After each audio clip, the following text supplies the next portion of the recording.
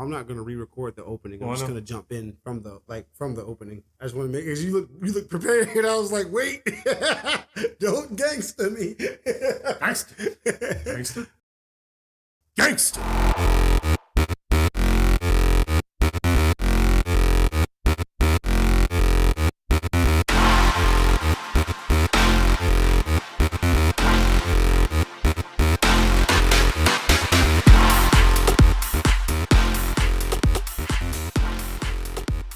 Welcome to the Fighting Couch Potatoes. Today, we're going to be talking about a cool little anime that goes by the name of Gangsta. Gangsta. That's right. And I'm Kadawfi Crush, and I'm with my boy, Liquid Gold Steve. Gangsta. So, Kadawfi, bringing us into Gangsta, you knew it as an anime. And you showed it to us and told us that it did not have an ending, which it doesn't at all.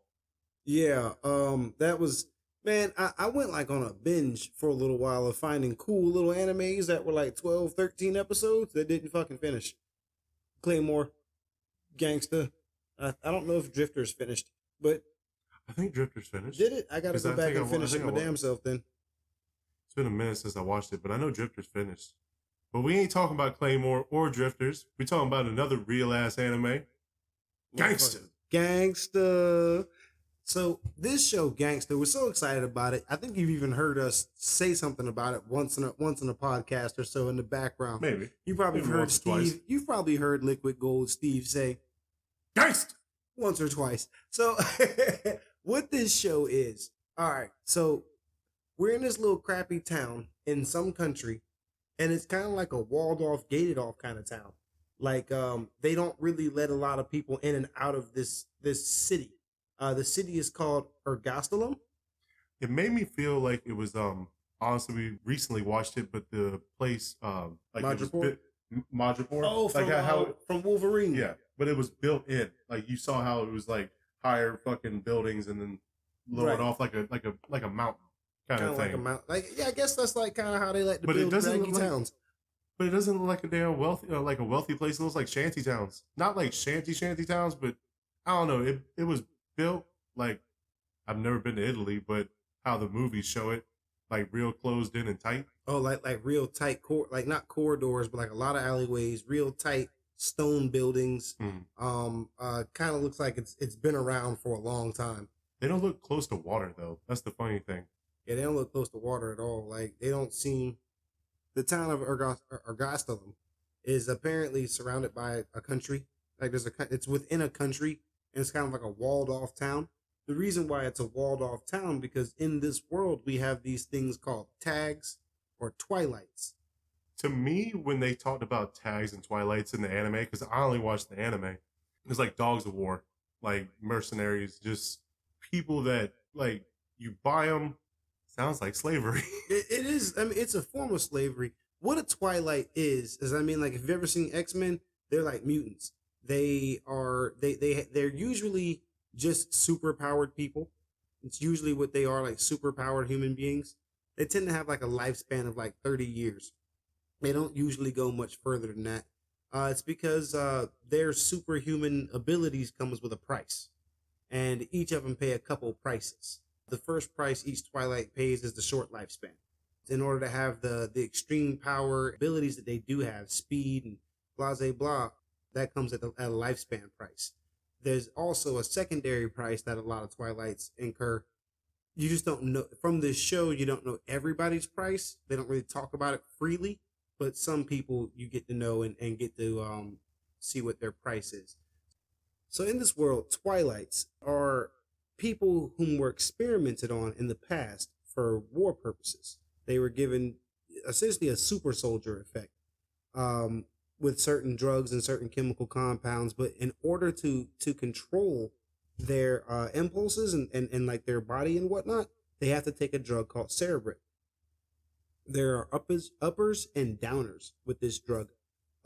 Depending on the Twilight or tag, is going to depend on what they need to maintain their levels of, I guess, genetic awesomeness, I suppose. The reason why I say it Oh. like that is it doesn't really the nor the manga or the anime never really truly explain what the cerebrate controls within them. But you know it's like without it they'll die and they have no control of the power that they have. They're not gonna like go ballistic and just go killing people. They're gonna be in excruciating pain until they die. That nullifies the after effects.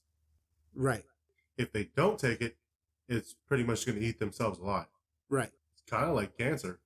Kinda. And like they become like extremely dependent on cerebrate. It's a drug that's only really administered through either the government, which is extremely expensive for poorer Twilights, which they're generally all poorer, because of how society treats them, again, like mutants and X-Men. Or they can get their drugs from a bootleg doctor, which a lot of times the bootleg doctors, they have to make cerebrate, and depending on the quality of the ingredients they get, depends on the quality of drug that the Twilights will get. Theo Sensei. Theo Sensei. Kicking this show off, we get to meet two cool motherfuckers. We get to meet your boy Worick, Archangelo, and your boy Nicholas Brown. Man, Steve, go ahead and take off. I want to talk about the opening, the brutality and the reality of the beginning, like how shit got real. Because you met another person, a prostitute named Alex, getting her ass beat up by her pimp. Yeah, you did. And Nicholas is just watching. And the phone's ringing, and Nicholas is not hearing it because he's deaf. That's something you kind of find out during the first episode. It's funny it's funny watching it back after the second time. It's like, yeah, he can't hear that. Yeah, he So can't hear. he's just watching the pimp beat up the prostitute. Yep. And then Warwick shows up with his eye patch and his blonde and his like light blonde hair. Has to be the pretty boy of the whole group. Because Nicholas looks like a dog. He looks like a dog. Like a war dog. Like sometimes, like in the anime, sometimes they would draw him and he would look like a pit bull, just ready to fucking rock and roll. This motherfucker's ready to go. And I looked at some of the manga and the pictures of him, like, yeah. Yeah. And there's Warwick fucking pulling up with some damn eggs in the damn pan. Oh, missed the call. Fuck. Gotta get the phone. And they're handymen. That's right. Not wise guys. They just handymen. Handymen. They help people out when they need a pinch. When they need to pinch somebody off, or they need deliveries. No, in a pinch. They or they need deliveries made when they're in a pinch. When pretty much they're handymen, and they handle all sorts of business of any kind of business down here. Just ask for boss. I'll be waiting to hear from you. Boss, hold down low. Anyway, Nicholas and Warwick. Warwick is a normal. He's a regular human being. Nicholas is a tag, aka a Twilight. Now the way it works in this world is that a Twilight has to wear his dog tags. These dog tags have their name, their address if they have one, their owner of their contract, because again they're kind of like slaves. They only live like about the age of 30, so somebody has to keep those things in check while they're around. And people do talk about Twilights like things, because they essentially are very destructive property. And essentially their relationship kind of comes off as like friends, kind of like buddies, but at the end of the day, it is a contract owner and a slave at the very end of the day. Like they act like they're partners and everything, but while the show's happening, you can see Warwick kind of like checking Nick. Right. Sometimes he's like, hey man, you gotta fucking stop doing this shit. I'm telling you, that's an order. Right, because Nick kind of gets out of hand with a lot of things. Like, oh, when he sees another tag, it's like blood in the water. That man's ready to throw the hands. He takes his jacket off and he got the sword. He has to tie that bitch down and then bust that shit open and cut some motherfucker. So Nick carries a katana. Not all tags carry a weapon, but most of them, most of the prolific ones, carry some type of a weapon. Gallahan, Arnold, Delico. No, Arnold didn't have one because he had Gallahan had the brass knuckles. Yeah, he had the brass knuckles. Yeah, so like some of these guys, and we'll talk more about a little bit of some of them as we go on. Just some of the other characters in the show. Those two guys aren't that bad of guys. They're just bad guys. They're not bad guys. They just work for other people's interests to get their money. On top of that, it's funny you would call Warwick the pretty boy. Worick is He's a also a gigolo. He Sorry. he works in the city as a male prostitute on the side of being a handyman. He is a handyman. Now, I got to get your pipes, baby, fixed. Heard your AC working. Yeah, it's working. Good. That was like crazy finding out that in the anime, because like Nicholas is just doing deliveries with Alex, Right? And Alex is like, so what's Warwick doing? Oh, he's a gigolo. Yeah, they're getting cheeks. Don't worry about it. That's what he does. Here's what he does. He gets extra money for it. That was bringing in the extra bacon. So in this show, in this town, in this city, Ergostalum, everything starts to show its face after you really get to meet Nick, Warwick, and Alex. Like you said, Alex was a prostitute. She's also hooked on some sort of a drug. Like TB or something. I think it is called TB, yeah. It's something that essentially has her losing her memory and becomes like a zombie and a slave to whomever pretty much has the upper hand on. But it's not addictive if you don't take it. It just makes them. It's not addictive, but it makes them want to kill themselves because they don't have the thing. Right. That's the. It's like, it sounds like an addiction, but it gives them like severe hallucinations and things like that if they don't take the drug. And it pushes them towards to it. It's also a drug that they don't realize that they're like addicted to, because someone has to pretty much feed it to them. Has to give it to them, and has to give it to the drug. And you know who was giving it to her? Barry was beating her ass in that damn hallway, in that damn alleyway. That was the handyman's really first job. You got to see what happened, what they were really about.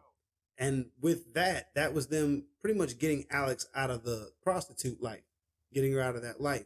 Barry was a new guy around. He had Alex, prostituting around in the what's it called, the know what zone. It was just the off zones.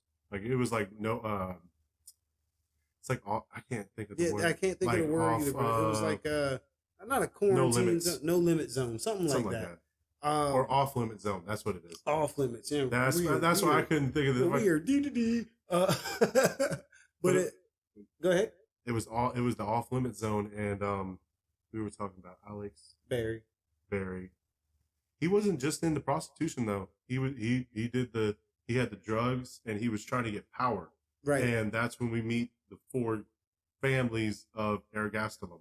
Right. When we start to meet the four families of the town, we meet Mr. Monroe, Danny Monroe. Hey, hold on. No, you gotta give us respect. Go ahead, get it to him. It's Gunslinger Danny. Gunslinger Danny. With his damn, it was like a 357 in that motherfucker. He shot it like it was a regular 9mm. Boy. Fast as fuck, boy. Corsica. You get to meet the Corsica family. You get to meet the Cristiano family, which is our young lady taking over for her father. It's a little girl. Everybody thinks she's weak. No, she's the realist. Yeah, she's out here. She's out here in these streets. In the fourth seat, I think it was Marco. It was just a play-in for the Mercenary Guild's leader. No, it wasn't Marco. Was it Marco? The Mercenary Guild is the Palki Guild. The Palki Guild. It's a mercenary guild for Twilight. Yeah. That is actually run by Gina Palki. Gina Palki and with her number 2, Ginger. Hey, she fine, but she Ginger. real. She real though. Motherfucking Ginger. I love Gina and Ginger. Gina and Ginger are awesome. They're both super powerful for no reason. And the bad thing is, I've seen Ginger fight a little bit, but I've never seen Gina. Gina runs the organization. I bet she real. I bet she fucking. Yeah, it's all. the way they made that sound was like at the last couple episodes, the fucking the destroyer showed up, and she was like, "You ain't worth my time. You ain't worth my time." That's pretty much what she did too. You're like, "I'm gonna go back to sleep." Like, dog, how you do that to 4 motherfuckers about to come and just wreck your shit, killing your soldiers? She wasn't worried about it. She was like, it's another Tuesday, bitch. So yeah, the Palki Guild takes care of the Twilights. The Monroe Guild helps get the Cerebrix drug over to the Cristiano family. But they Monroe also runs the finances of the four families too. Right. Monroe also runs the finances of the four families. The Cristiano family works with the guild to help protect Twilights. Yep. And the Corsica family, drugs and vice. Drugs and brothels and all the other vices in town. That's what they run. And they are very anti-Twilight. They make that money even though they don't care. No, they don't work with Twilights. Well, I know that, but they they still use them though. No. They don't? The Corsica family will not work with a Twilight, will not hire a Twilight. They actually take in refugees and victims of Twilights. Like, their entire camp is completely anti-Twilight. I gotta ask this because in the show, we'll talk more about the main characters and everything, but in the show, they never like specified or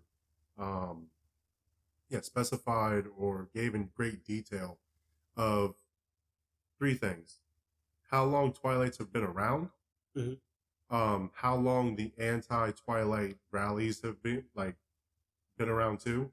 I know it's at least been 15, 20 years because of Nicholas and Worick's age. Right. At least 10, 15 years, something like that.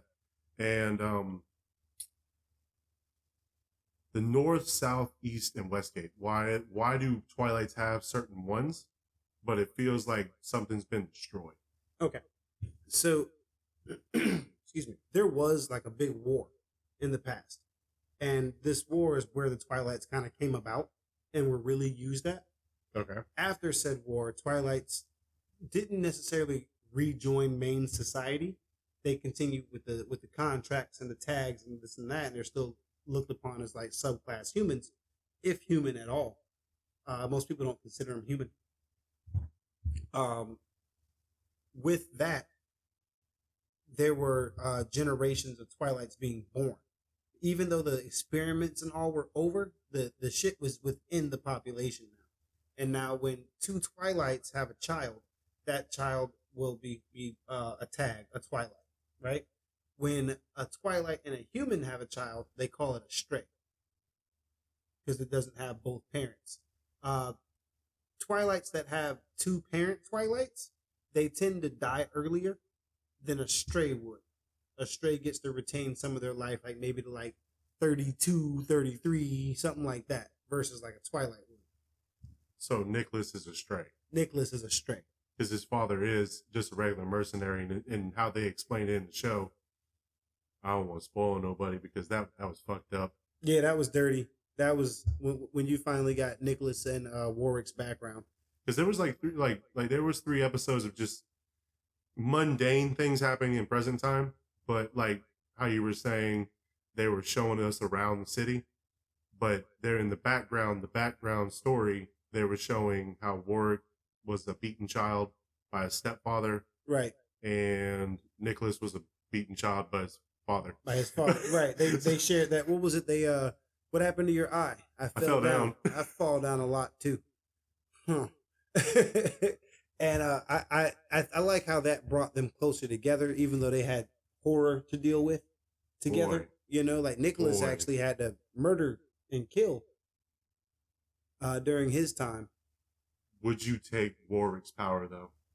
Okay, not power. That's something I want to talk to you about because I couldn't remember. All right. Okay. Hypothemia. Worick and Nicholas as handymen work with everybody, except Nicholas can't work with the Corsica family. Yeah. But they work pretty much with everybody. They work with the police. They work with the other families. They run errands for the local doctor. They run errands for the lady who owns the little cigarette shop, Miss Constance, Miss Joel. Granny Joel. They do a lot like that. So when they work with the police like them especially, and the reason why, it's also the same reason why Worick can't be part of any of the families. Because he knows too much. Worick knows too much, and Worick has like an insane photographic memory.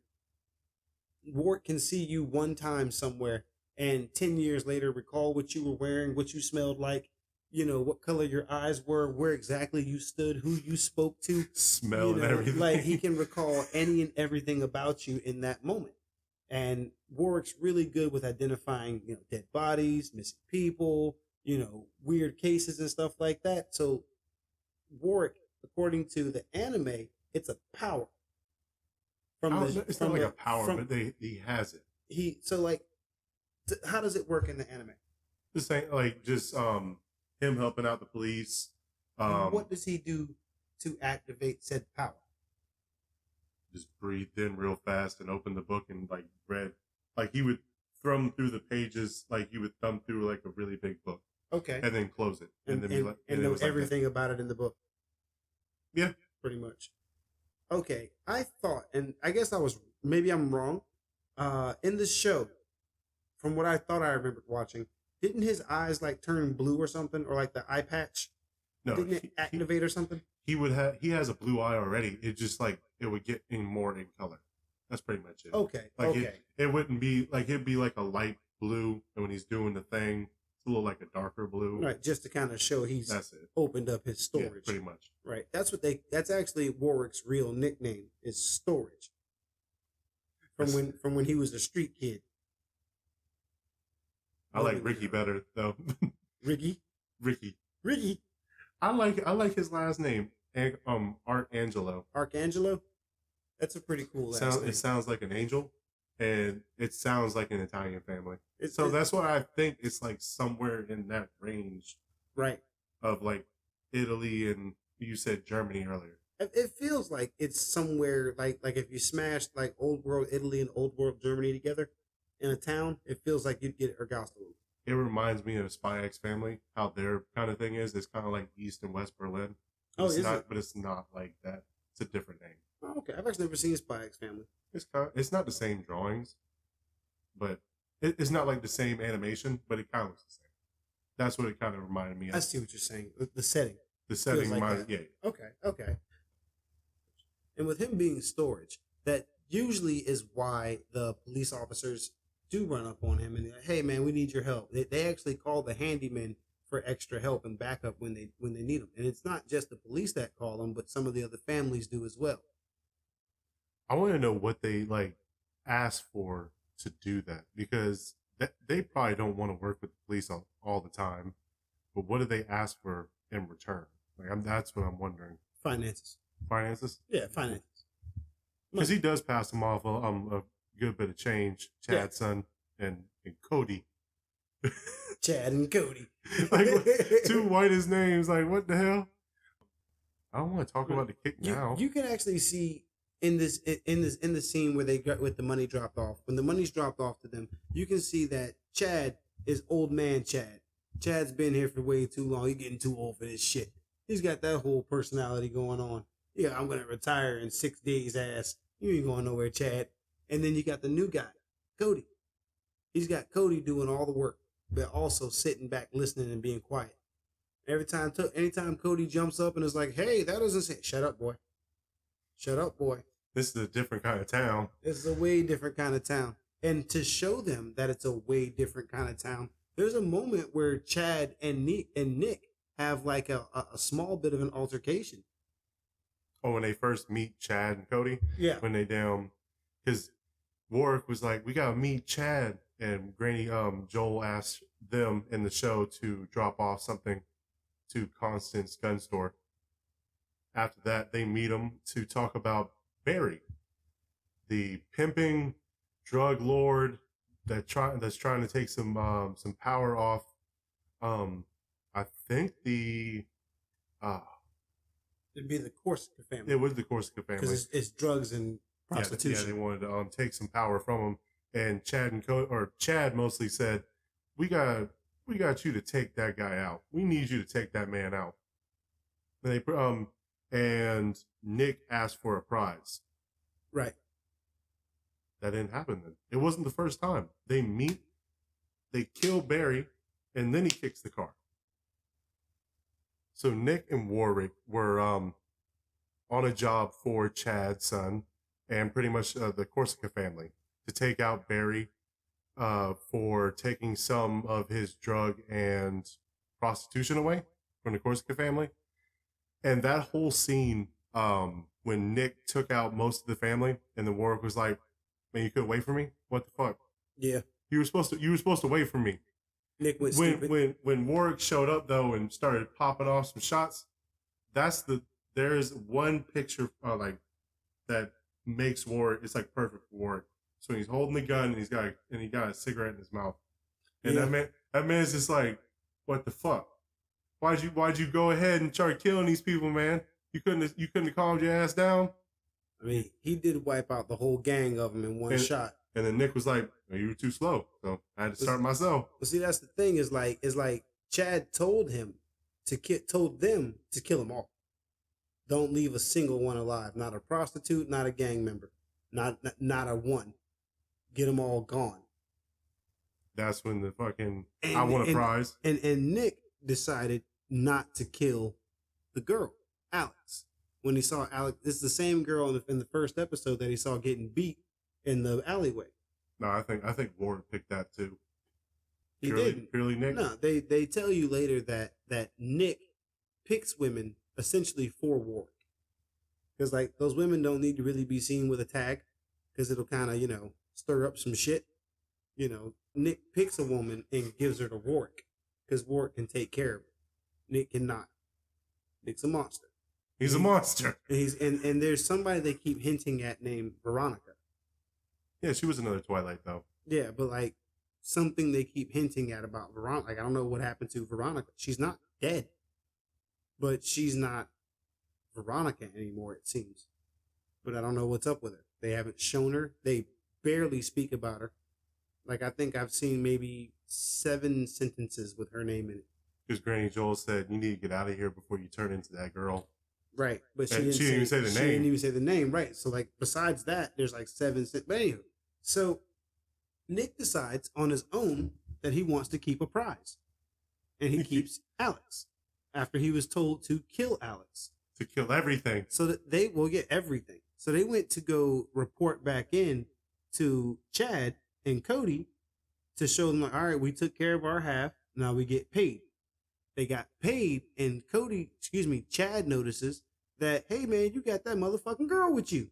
There's a whole ass. He just notices. Hey, there's a whole ass person right there. Who the fuck is this with you? Like, what the fuck? And then, oh man, there's 2 things I gotta say. In the dub, he sounds deaf, like absolutely deaf. Like he sounds like a deaf person speaking into the mic. In the sub, that man sounds like a scary person. That sounds like somebody that if you heard that man in a dark alley, you might want to run the other fucking way. So when Chad says, "Why do you have that woman with you? I told you had to kill everybody." Nick finally takes it and he can't take it anymore. And he pretty much almost kicks a car over, almost the whole police car over, puts it on 2 wheels, and then he...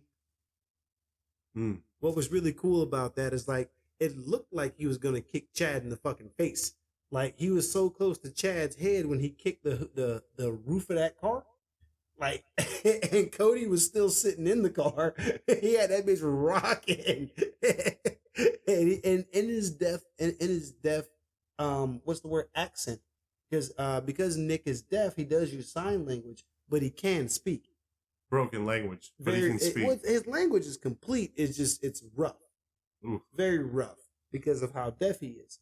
Almost completely. I could not listen to it in dub. Yeah, he didn't sound like Boji though, so it wasn't bad in Boji though. Because Boji didn't use words. Sometimes when people would talk to him in the anime and he wasn't looking at them, in my mind I'm like, you're speaking to nothing right now. Right? It's like, I hate that part. It's like they would say some sweet shit and he would just be like, What? I didn't hear what you said. What's going on? But yes, the kicking of the car, one of my favorite parts, and seeing Nick finally snap and curse out Chad without cursing out Chad. Because like up to this point, you had glimpses and bits of what these guys did. Like even when Worick shot Barry, they didn't show you him shoot Barry. And when Alex realized what was going on and she was so upset, she took the gun and shot Barry. But multiple times. But you didn't see her shoot Barry. You saw her shooting and blood flying up. and a little bit of clothes. Because Barry was dead already. Barry was already dead. This was her being like, I got rid of my pimp. He's gone. Fuck him. She didn't get rid of the pimp. Hey, man, she had to do what part she had to do. She said, well, he's already dead. Let me shoot his body. Makes me feel better. All the beating she took. The anime definitely was gory as hell. It would be all right. It would have a lot of blood and then sometimes not blood at all. But he was lopping hands off. He was fucking taking heads off. Nic. Oh yeah. Not Worick. Worick was nice with the gun. Worick is also like very roguelike, where Nic thinks he's some kind of warrior. Like he is a warrior. Worick is in the background, going through the alleyways, finding all the people who are camping at your location to snipe you. Yeah. Worick's taking all them out, and I mean he's taking them out smooth too, walking up on them with the gun already in their back, just like, all right, you can die now, or you can talk and then die. He's the torture guy. He's the guy that you would call if you need somebody to torture. And he does it smooth, and he don't hurt nobody. Nic would kill a person. Nic wouldn't even get you the information. Nic would kill the person, slit his throat, and be like, it's over. Nic is because he's like, can you speak faster? Because Nic always has like this look in his eye of just like, I don't care. Like, unless he's excited to fight, which you don't really get to see Nic fight so much, not as much as maybe you want, but when he does get to fight, like in the next episode when they meet Nina and Theo, the doctor and his nurse, which the nurse apparently has a crush on Worick also. No, I thought it was more. She has a crush on Worick, and she treats Nic like something who needs to be taken care of, almost like a pet. Almost like I mean, like, she treats him like something she loves, of course, but like she has a crush on Worick for her little self. Because when she come to their door to drop off Nic's medicine, and Tits McGee Alex shows up, which, by the way, I've skimmed over this. Alex is fire. Now they drew her to be the best looking thing in the whole show. Well, almost the best looking thing in the whole show. Ginger still exists. Ginger exists like a motherfucker. But anyway, we're not going to get into all that. We're going to get all that. But like, just so you know, they in the show Gangsta, they're not afraid to show ass and titties. Like, they don't show it like every scene. You don't even get it every episode or every chapter. You just get it when it's necessary. Like when they go to the brothels and stuff. Like, and they don't even go to the brothels that often. Man, you still get it with Alex every time. Yeah, but I mean, you don't get naked Alex. But it's not. It's not. Right, naked. That's what I'm saying. You don't get nudity. It's tasteful, Alex. You get as tasteful as someone shaped like that can be, I guess. What would she think if how Worick was dressed when? So Alex shows up fine as she is at the door, and then Worick shows up in a towel, and poor little Nina, a little heart broke. She threw a little medicine in the house. Worick, I hate you. Little heart just broken. How can she compete with Alex? Alex, a grown ass woman. Nina like 10. She's a teenager, but yeah, she's like 15 or something like that. But like, she makes how Theo Sensei says, she makes adult nurses fucking for shame. Yeah, because she's a kick ass nurse. She's very intelligent, and she has big heart. She really cares. I think she has something. I don't know, man, because like the very last episode when Worick was like about to kick the bucket, it seemed, because I'm just gonna say it seemed, because nothing happened after that fucking episode, which pisses me off every day. She like popped out of bed dead asleep and said something's wrong with Worick. So unless it was just anime being anime.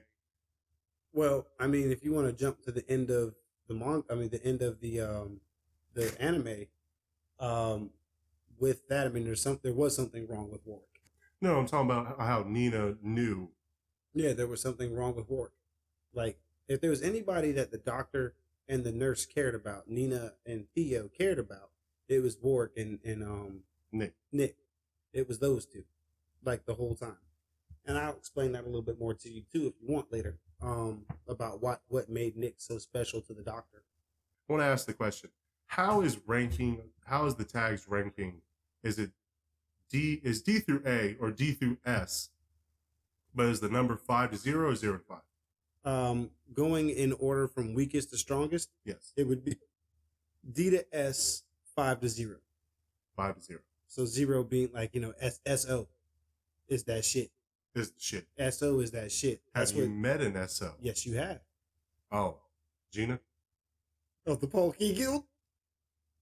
Her and Ginger's S5. Ginger's S. Says S5 on her thing. Fuck, she is an S5. My fault. My fault. Damn, she 4 steps ahead of that bitch. Yeah, and Ginger's ridiculous.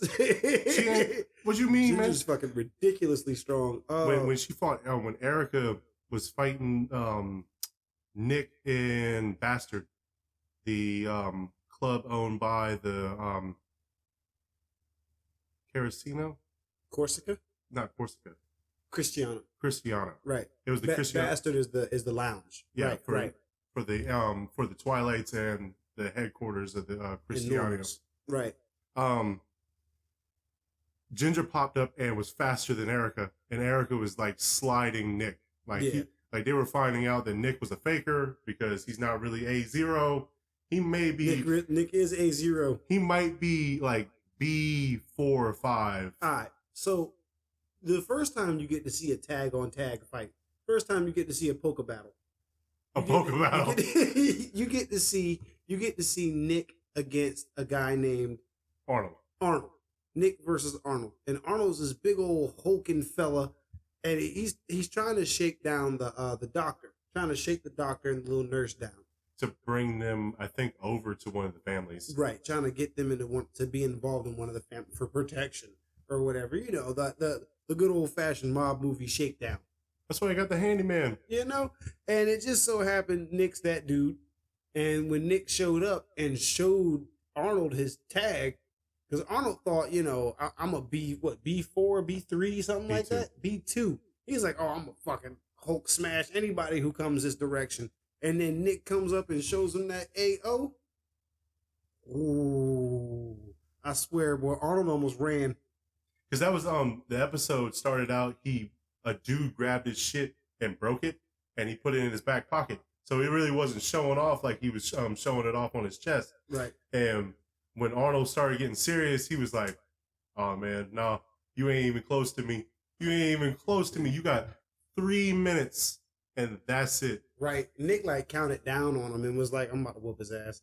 He was playing with him the whole time. The whole time. That was like that's why Theo Sensei fucking stabbed him, or didn't stab him, but he was like, what the fuck are you doing? Why'd you destroy my because Nick got out of damn hand again down here because he was playing around building this shit. He was playing around, letting that big burly B2 just bust shit up for no reason. Because Nick gotta have fun too, man. What you mean, man? He could have done it. He could have done him up in like 3 seconds. That fight is why I think Nick is an AO. Because Nick was well above that dude, and he wasn't overdosed. No, Nick was on chill mode. But he's an AO, so he might be like an. That's why I think he is an AO and not a fake AO. Now I think he faked his way to get up there, but I think naturally now with all his combat experience, Nick sits comfortably at AO. I'll give him like A2. I think A2. I'm just saying. But I think he sits at AO comfortably. Well, that was the first time we actually get to see a tag on tag fight, and it wasn't even that impressive until later where you get to meet Doug. Doug did have some nice what kind of weapons are those? Those were kukri. They were kukri? I thought they were just big Bowie knives. They're like machete, like big machetes, but they're kukri. Because they had they had the straight and then they curved off. Right. They're not fully curved, but like a angled blade.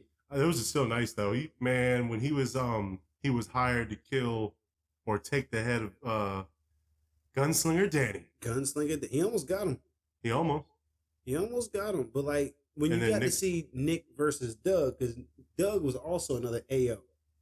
And you got to see Nick and Doug go at it, and they was like, all right, you about to see 2 AOs really go at it, 2 high level tags. And even Doug, I bet you can't keep up with the vision. I bet you can't keep up with them visually. I mean, it wasn't like Dragon Ball level. Gohan might have had a hard time with that one. I'm just saying. What you mean? Now as a father and doesn't train, yeah, no, probably. little Gohan. Oh, little Gohan. Little Gohan. Damn. They might have had a hard time with that. You remember Gohan couldn't see everybody fighting, and Krillin and now Piccolo sitting there. You don't see this Gohan? Then you gotta look real hard. I can know something's going around me, but I don't see anything. That's when the show really started. When people were starting to go after the family heads. Yeah, pretty much Murano, mostly because like he was the figurehead. Yeah, like Cristiano was the helper of the Twilights, and Gina might have been the one supplying the Celebrate. Gina is the protector. She's the mercenary guild. She didn't really care about it at the end of the show. She was like, start killing them. I don't care. Not her own tags. Oh, not her own tags? No, not her own tags. That's what I was thinking. That's what I was wondering too. At the very end, Galahad was like trying to get Granny Joel out of there. Mm-hmm. But he was also saying normals don't get in between tag on tag fighting. You don't want to be a part of this. Like you'll get like not in trouble, but like it'll just turn out bad for you. Yeah, so it's gonna be bad for you. So like, are they subhuman? Like, is it like? Yeah, that's the way they're really treated. Mutant thing. They're treated like subhumans, like slaves. You know, like you don't necessarily want to help on the Underground Railroad because it'll fuck your life up. Did they explain the 3 laws and when the 3 laws came about? Yeah, the 3 laws came about like essentially when the Twilights were created. All right, the 3 laws are essentially kind of like the 3 laws of robotics. You know, Twilight must listen to their contract carrier. Twilight must listen to their contract carrier unless it involves hurting another human. Twilight may defend themselves so long as it doesn't defy the contract carrier or the second rule. That does sound like some robotic. Yeah, I mean, it's like the 3 laws of robots. I mean, that's more or less what the laws are. Like, not word for word, but that's what they do. That's how they're supposed to be handled. And it sounds like the humans still damn fuck them over. Yeah, the humans normals don't. The normals don't like them, like at all. They're afraid of them, and then they degrade so fast. So it's like you're not even really a person. You can't have a nice full long life. You're gonna fucking die without this drug. Like if you have to live, if the only way you can live is through a drug or through medical help, then you're an abomination. Is the way they feel about it. Well, like I said earlier, it sounds and feels like cancer, but it helps them because it takes away their life if they don't take the drug. Right. But it it just takes away their life for the drug, and it acts like a superpower, but it also degrades their own body, like not like Superman with the sun and kryptonite. Right. More like yeah, I just say more like a slow, agonizing death that your own body is causing you.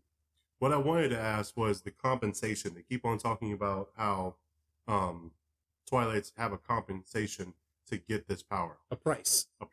They say compensation too. Like Nick's price is his hearing. Doug's price is like his size and appearance. Doug is an adult. Yeah, he's like 21. The same age, not the same age, but he's older. But he looks like he's 14. That's Doug's price. He'll forever look like that. So that's what, okay. So, it's not purely the same thing. Right. Not everybody pays that. Some people's price, I think some of the ones from the guild, which you'd meet later in the show, like one of their prices is that, downers put them down for 3-4 days at a time if they have to take a downer. Some people's price is like an upper would fuck them all the way up. And you don't have to take each upper or a downer. It just kind of depends on what we need to control you. And that's when you see the Palki Guild show up with the pistol. Yeah, and it was pretty much 4 times the amount of downers. Right. Because Doug needed a certain amount. He was really high strung. I'm guessing really high strung. Not high strung, but Doug's levels are different than Nick's levels. So like in order to calm Doug to like fully be able to incapacitate Doug, he needed 4 times the strength of what a normal tag would take. Doug's also an AO. I thought Gina just like murdered them straight up. Like I like when she was like the guild's here. Like when Worick was like the guild's here, and I was like people gonna die. And she pulled the fucking gun out, and I was like, oh shit, people about to die. Yeah, like, nobody moved. They was like, all right, do what you gotta Doug, do, like, I guess. Pap, pap, pap, like 4 fucking shots to the chest. I was like, she just murdered somebody. She just murdered her own people. What the fuck? It'd be just like a tranquilizer gun. Yeah, it was like a trank gun after like the next episode, because like it was the ending of the episode, and they were like, maybe they died, maybe you they just didn't. lost a main character and a really cool dude. Like as this show progresses forward, you do get to learn like a lot more about what's going on in the town. There's some shady business happening behind the scenes. There's a lot of under the table dealings. Like Gunslinger Danny, he's not really in charge of the Monroe family anymore. That's supposed to be Miles Mayer. But I mean, come on. It's Gunslinger Danny. It's Gunslinger Danny. He's the one calling the real shots. You know? I never would have noticed that. It felt like Miles was more like a second hand. Like always, like his right hand. Right. And it's like it seemed like he's supposed to be that guy, but he's not. He's number one. Just the ending of the show kind of felt like Claymore, how it like is open ended, like so open ended. How Worick was bleeding out, straight up. Nicholas was just flying through the air, like he looked like Worick, except he was flying through the air, going towards whatever the fucking smoke was. And Monroe and Ivan. If you guys don't know who Ivan is, he looks like a busted ass Kiryu. Yeah, he does. He look like a trash Yakuza. He does. Like and one who just became Yakuza yesterday and had to go through the Yakuza bargain bin to get a bargain bin suit. He was a cheap piece of shit. That's all I gotta say. He might be better in the manga, but he's a cheap piece of shit in the show. He's a bad guy. He's a bad guy. Ivan the bad guy. He does say something in the manga that I think is funny as shit. I don't know if he says it in the anime, so help me out. So there's a scene where Delico and his homeboy Yang.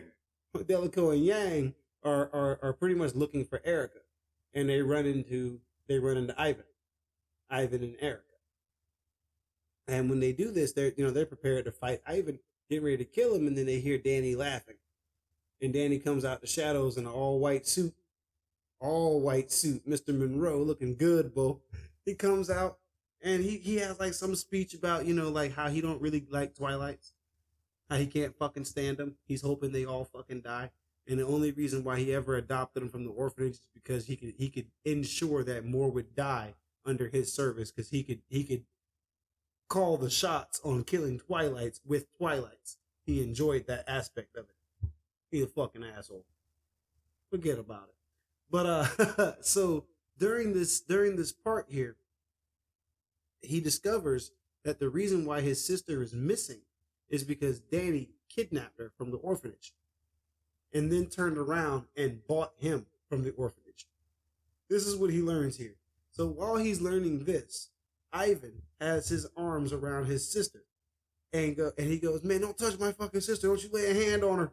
And he goes, don't worry, I ain't gonna lay a hand on her. But it is awful funny coming into work every day and seeing a guy with the face of the woman I fuck every night. Mic drop.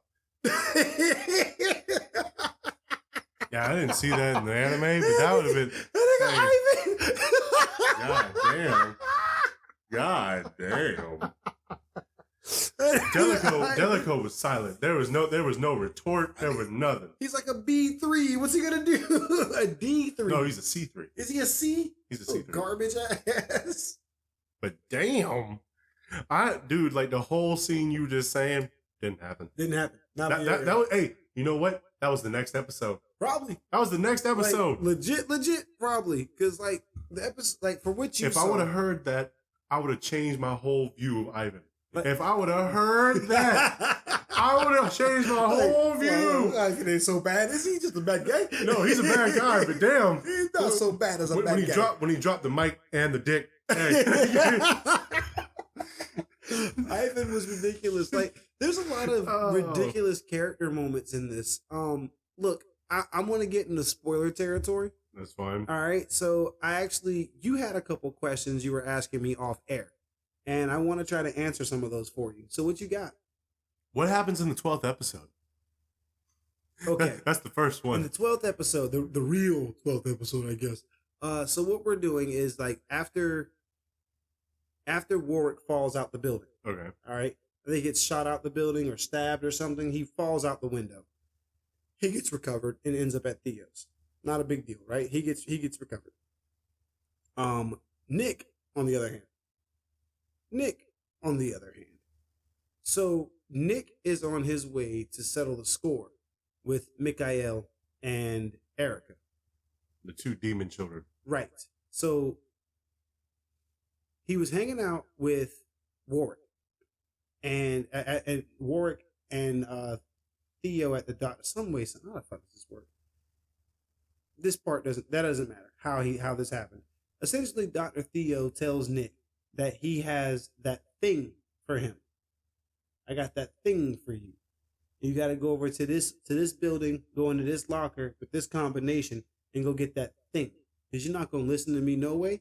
And I think right now you need that thing. So Nic goes to go get that thing. Then he starts heading over to the fire, where he's going towards Mikhail and Erica. Okay. So at this point, I think Mikhail and Erica were doing battle with Marco and Galahad. No, it was just Marco. Nobody else has shown up yet. It's just Marco. Because honestly, dude, you are. I'm in the same area as you, but there's other shit happening around. I'm sorry. No, it's just like the last thing I saw with Marco was the fucking head of the household of the Cristianos. Old girl, Loretta. Old girl, fucking having the dad in the forefront saying the same exact thing. Like, we don't, Cristianos never hold anybody behind. Right. Or they never turn their back. That's right. And she was like, and Marco was like, Sensei. It was very nice, but Marco still left. Marco still left? He still had shit to do. Marco had things to do. Damn. Because his boo-boo was missing. Yeah, his boo-boo was missing. He better go find Connie. Yeah, go find his boo-boo before something go back. Because the old lady went stupid now. That bitch almost beat the fuck out of Granny Jones. No, she did. In the manga, she did. She busted face up. But anyway.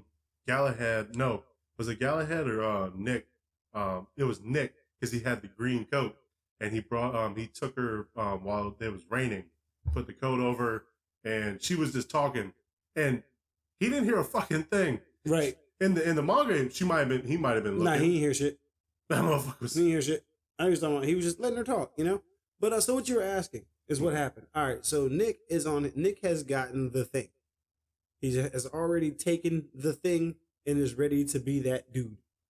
He shows up to Erica and Mikhail and starts to put a masterclass ass whooping on them two.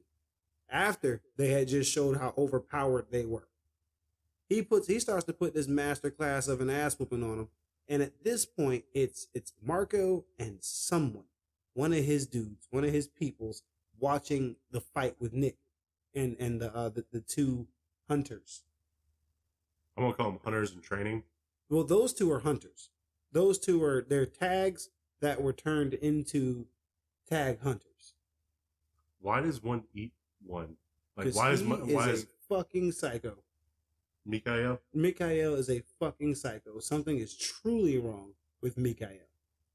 Actually, to be honest with you, that scene I was talking about with Danny and Ivan, it's after this. It's right after this, as I remember it. It's right after this. So, all right. So, Nic gets into a serious fight with them, and he actually slashes the Achilles of Mikhail. Both feet. Mikhail's out of the fight for a moment. And then he starts putting them paws on Erica. But then the fight gets called off by Danny and Ivan. And that's when this scene starts to take over. Nic didn't fucking cut Ivan's throat off? No. Because Nick's not allowed to kill normals. Tags aren't allowed to kill normals. Drop the mic. That motherfucker. Like, how does this work? That motherfucker. Okay. So it works like this. This is how it works. Erica gets away with Ivan, and they leave Mikhail behind. And on the next time you see Ivan and Erica is when you see Danny, Delico, and Yang. They leave like Nick's incapacitated because what he was given was a super duper drug that took him like to an S rank. Pretty much like a giant upper. Right, like a giant upper or something, and like it has a like major, a screw upper. It has a major crash. And so that's essentially what takes Nick out of the game for the next couple episodes. Damn. Next couple, chapters or whatever, Nick's out of the game, has to be in recovery. Yeah. But he wanted to do it, and he did it. He had to do it. Now, you also asked me about Connie. Man, don't tell me. Like, come on, man. Come on, man. So Marco used to be a destroyer also. Yeah. Marco's past was as a destroyer. He was Spaz. Hey, I like his little tool he's got for his in his damn watch. Them damn threads. That shit look nice. The threads is nice now. But like he does work at a something Stryker said was that like, man, it always rained when Marco was around, or when Spaz was around. It always rained. A beautiful red rain, but it rained. When they were kids. Oh boy. Anyway. So Connie got snatched by the destroyers. By Stryker, Beretta. In the show, Sig. Beretta. Yeah, that's her name, Beretta. No, it was just Beretta because she said you have an odd old man smell. Her name is Beretta. What did you say? No, Connie got took by Beretta. Yeah, she got snatched by Beretta. Yeah, but she's in like their hideout. Okay. It's Sig, it's Beretta, and it's Colt and Stryker. Right. So it seems Sig was fucking with Connie some way, somehow. I don't really know what she was doing to Connie, but it allowed Connie to break free of her bindings and get some glass. And she slashed Sig in the kneecaps. And she was out of her shit and was like, I'm about to fuck somebody up. I'm about to work. And fucking Sig is going crazy. What'd you do, bitch? Bitch, oh my God, what the fuck? What did you think you were doing? And at this point in time, what we get next is a scene of Marco back at Bastard. And he's talking to Loretta and Gallahan and other people at Bastard. And Loretta goes, hey, who dropped that bag off over there? Who dropped that bag off over there? Ha ha, I wonder who left something. Somebody left something from last night. We'll see what it is. Ha ha ha ha ha ha. She opens up the bag and is horrified. And Marco starts to walk over. Marco, no, don't come over here. Marco, don't come over here. Don't come over here. And Marco pushes Loretta's little ass out the way and he looks in that motherfucking bag. Constance had a tattoo on her arm, didn't she? It was that arm in that bag. And on the arm, it was written, meet me at that place you feel safe. Somebody carved that in her arm. So what you're saying is Marco better slide some fucking cheeks because that shit fucking, nah, man. No. Man, why Gangsta gotta be so damn sad, man? Why Gangsta gotta be so gangster, man? I don't know. It is gangster. But like, there's a lot more sadness to Gangsta. I don't want to spoil too terribly much, but there's a lot more we could actually dive into and talk about. Liquid, you got anything else you want to add or take? I just want two more questions. Sure, let's do it. They should be like real fast. Do you know how long? How long it's been with the fighting has ended with the anti Twilights and Twilights? It is not ended. Up to chapter 55, it is not ended. Well, I'm talking about like, did they ever stop for like a second? Was there ever a damn? No. As it stands right now, from the moment the anti-Twilight shit started, the buildings have been blown up. Bastards almost been destroyed. New allegiances have been made. Nick no longer is Worick no longer owns Nick's contract. A lot of things have changed. A lot of things have changed. Is Worick a bastard? I don't think so. I don't think so. Yarnis Corsica was told by somebody, he said, soon a man is going to come into your service who's going to be more useful than you could ever imagine. This man will also be your downfall. 2 days later, Archangelo shows up on his doorstep. All right, ladies and gentlemen, I know that sounded like a jumbled mess, but that is us talking about Gangsta. Gangsta. Look, in all honesty, Gangsta is the shit. It's like the reason why it's so jumbled and so all over the place is because it's almost like a mystery, like a crime mystery or a gangsta mystery. Like it's not a gangsta movie. Like we're not calling it Gangsta. Gangsta. Because we're over here talking about like, you know, hip hop gangsters. We're talking about them old school, them suit wearing motherfucking got the neckerchief, got the motherfucking nice cars, got the hitmen and the bodyguards sitting there with cufflinks on. Those kind of gangsters, real nice looking gangsters. Ain't no gold teeth with these gangsters. Oh, there is one with gold teeth. Who got the gold teeth? I thought that was Corsica. That old man got some gold teeth. Does he? I think he's got some gold teeth. Doesn't show it in the manga. I'm sorry. Yeah. Sorry, it doesn't show it in the manga. I think it showed it in the show. I might be wrong, but I thought he had some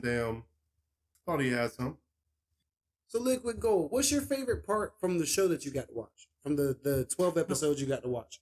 My bad. I'm gonna say one thing. What's up? This is my last. That's all I want to say. It's okay, man. Let's go.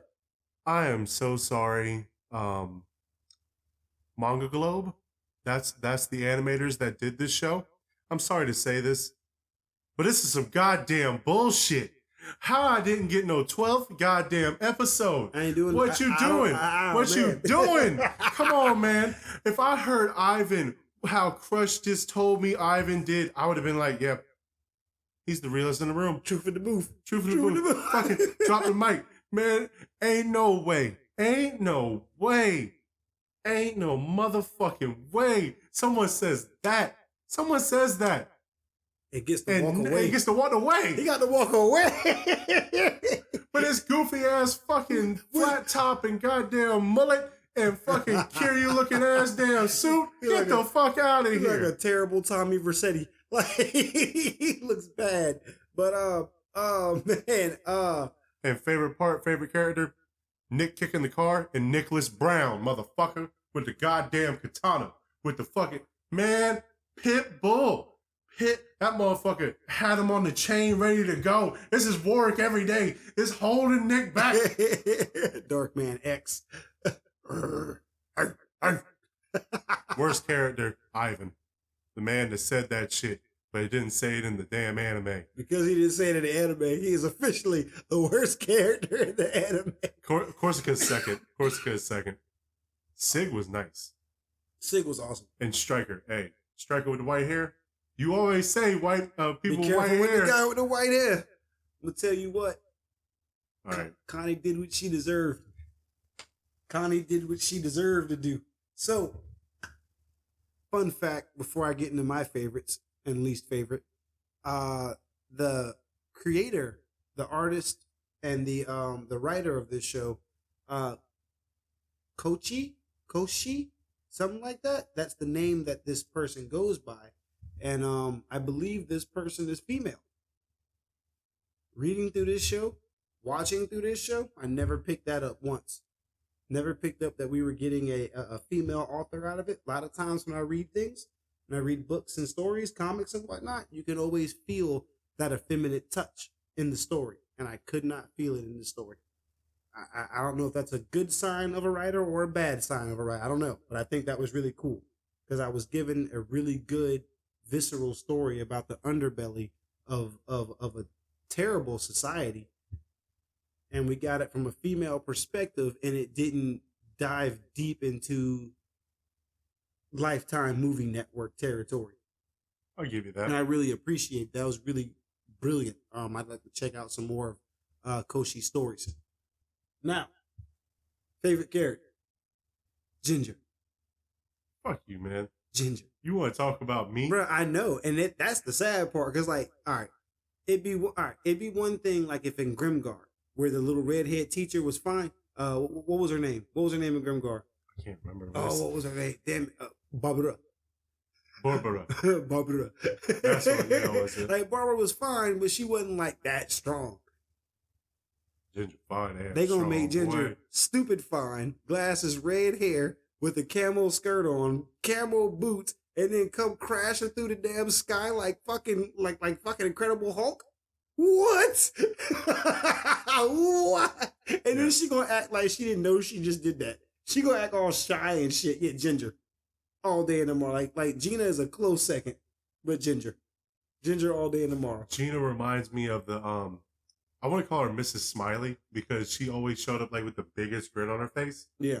And she reminded me of the girl from the principal from Glee. I've never seen. Oh yeah, I know you're talking the about girl from the 40-year-old virgin. Yeah, the same woman. Yeah. I can't remember her name though.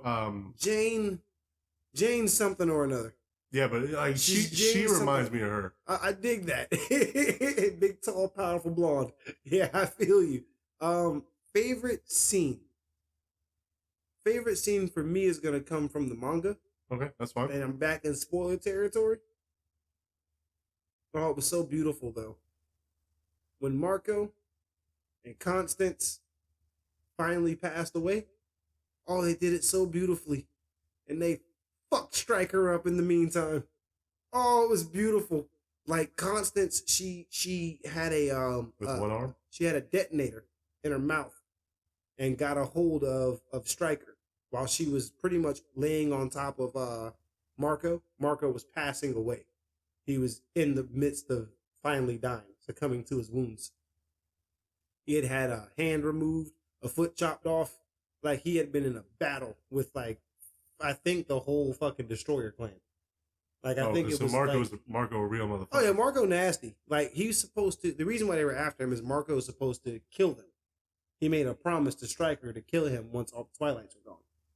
When they were kids, when Marco was still a Destroyer, he stopped being a Destroyer and became Marco. But anyway, so Constance had a detonator in her mouth and she was holding on to Marco and got a hold of damn Stryker and let that bitch loose. But I'm talking about her rib cage, like just completely exposed, like just laying on top of Marco, covered in blood and guts, and it was actually a beautiful picture. I know. I was like, damn, how'd you manage that? I love that scene. She died instantly. I love that fucking scene. It was so cool. I was like, all right, like you saw that beautifully. And there's plenty of other scenes like not quite like on that level of beauty in the manga, but like there's a lot of really cool visualizations. Like I'll tell you off air about that one. Anyway, watch the show. Least favorite character?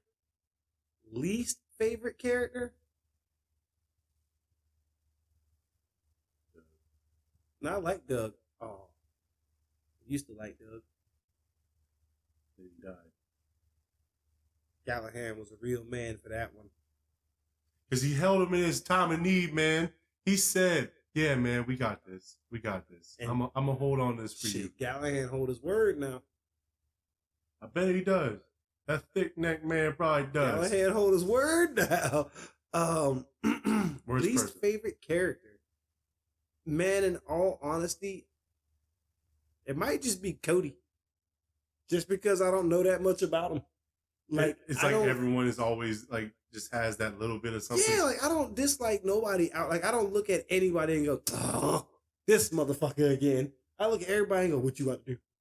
What you about to do? Oh shit. Oh shit. Oh shit. And like, you know how like when you watch a show, you want the main character to kill all the bad guys? In this one, it's like, I think my main character is the bad guy. Shit, no, he's not. What do you mean? This guy's the bad guy. They are the bad guy. Who's the bad guy here? Who's the worst guy here? And like the answer is none of them.